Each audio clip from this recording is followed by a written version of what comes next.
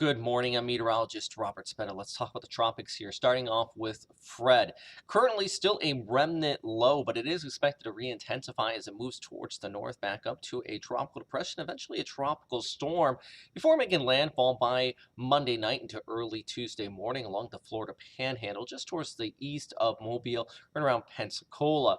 Meanwhile, though, as that storm does pull off, it is still going to bring some inflow around it that is going to impact parts of the first coast. I'll get to that in just a second. One thing I do want to know, despite the fact it is rather disorganized at this time, it is moving over through some very warm sea surface temperatures, which is just going to add some fuel to this storm system to help it increase in intensity. But the key thing, at least at this point, it has to get that low level circulation organized to allow for that intensification. So that's really kind of the big factor kind of going into this as it pulls off towards the north and how strong it will influence the weather across the Florida Panhandle. There, they could see as much as 7 to 10 inches. Now, on the first coast, though, really, we're going to see some of those outer rain bands, but also that inflow coming in off of the Gulf Stream. So not a direct impact from Fred, but more of an indirect. It's just controlling the general weather pattern. So we're going to have pretty much on and off, sometimes at heavy showers as we go ahead through Monday and even into Tuesday, all thanks to that flow coming in from the south and from the southeast.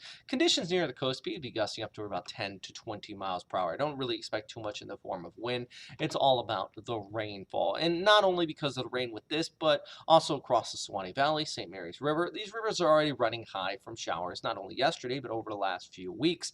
And thus, you already have high rivers, could run a little bit higher. Strong storms with those gusty conditions still in the forecast. And as I mentioned, those tropical showers as we go ahead through Monday and even over towards Tuesday as well. An additional 1 to 3, but some pockets could get as much as 4 to 5 inches of additional precipitation.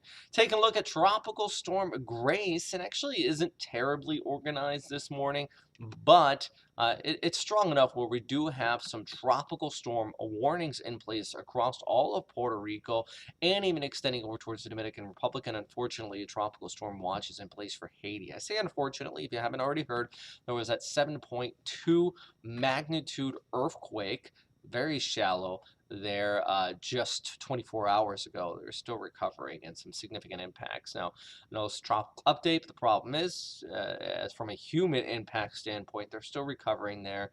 A lot of buildings already damaged. Last thing they need is the influence of yet another tropical system pulling over them. Meanwhile, though, rain is going to continue through much of this week for the first coast because of the influence of that storm and basically a surface trough that's going to set up over us.